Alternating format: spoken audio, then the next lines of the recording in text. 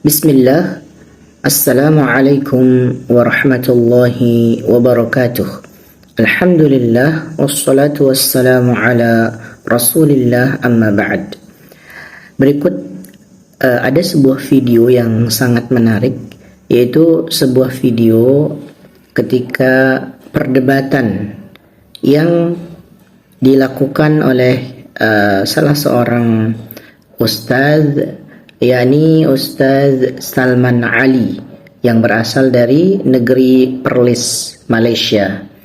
Jadi dalam video berikut ini itu beliau memberikan bantahan kepada salah seorang kiai yang berasal dari Indonesia, yaitu Ustaz Idrus Romli. Bagaimana kemudian beliau memberikan bantahan, bagaimana bahwasanya fitnah atau sebuah berita yang tidak benar yang kemudian mengatasnamakan Syekh Muhammad bin Abdul Wahhab rahimahullahu ta'ala.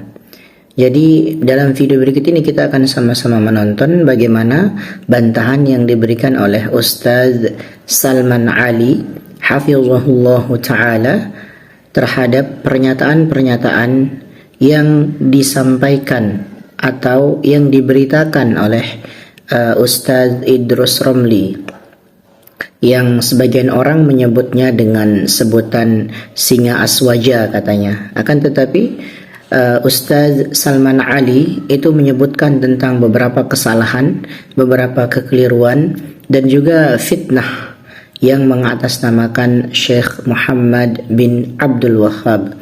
Dikatakan bahwasanya beberapa hal tersebut tidak benar, tidak pernah disebutkan atau tidak pernah dikatakan atau tidak pernah diyakini oleh Syekh Muhammad bin Abdul Wahhab rahimahullahu ta'ala. Baik, mari kita sama-sama menonton video berikut ini. Selamat menonton dan semoga kita bisa mengambil pelajaran dan faedah dari video berikut ini. Tuan-tuan, kita nak berbeza boleh, tapi jangan jahat. Itu je cerita dia, jangan jahat. Singa aswaja, Idrus Ramli, dalam buku soal jawab Wahabi, apa dia tulis? Dia ambil quotation. Quotation ni cerita penuh yang mana Muhammad bin Abdul Wahhab bercerita tentang dia tulis surat kepada ahli batil. Ahli batil, orang-orang yang batil ni, apa mereka nak buat? Mereka nak menghalalkan istighasah dan sebagainya, perkara-perkara yang pada Muhammad bin Abdul Wahhab ini haram. Dia berkata alasan kami ini fiqh. Alasan fiqh nak menghalalkan istighatsah. Tuan-tuan saya dah sebut tadi budaya mereka macam mana. Menjadi budaya, tak pergi minta ke Allah Ta'ala. Ada masalah, terus pergi cari makhluk-makhluk minta. Seru nama makhluk terus, tak seru nama Allah. Dia berkata yang ni fiqh boleh terima. Muhammad bin Abdul Wahhab bantah mereka. Muhammad Abdul Wahhab kata ini syirik, kamu bagi nama fiqh.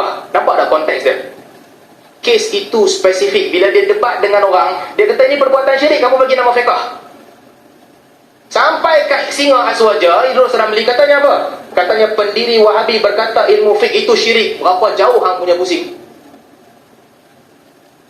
Macam mana orang tak maki Wahabi kalau begini? Ini terkena kepada ulama Hanafi tadi. Kalau semua orang buat macam ni, buat macam Kiai Idrus Ramli buat macam ni, quotation yang salah, taqawul yang salah, sampai ke orang luar, orang tak maki lah. Dia kata lain. Kesimpulannya apa? Ilmu fiqh itu syirik. Para ulama ahli fiqh itu setan-setan manusia dan jin. Ilmu fiqh harus ditinggalkan. Ya Allah, sampai begini dia punya spin. Inilah cabaran yang dihadapi oleh Wahabi di kebanyakan tempat. Seterusnya,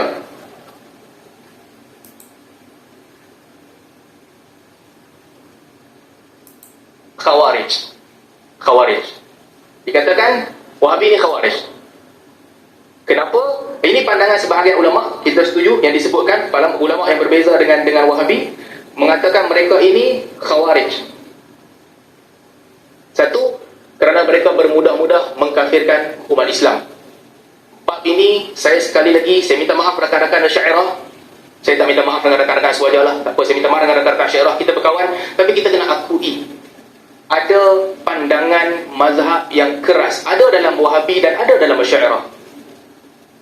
Sebahagian ulama Asy'ariyah yang mengkafirkan orang atas alasan orang itu beriman bahawa makhluk ada kuwah tabi'iyah yang Allah bagi pada dia dan Allah boleh cabut pada bila-bila masa, ini menjadikan ramai orang masuk dalam daerah kafir. Betul.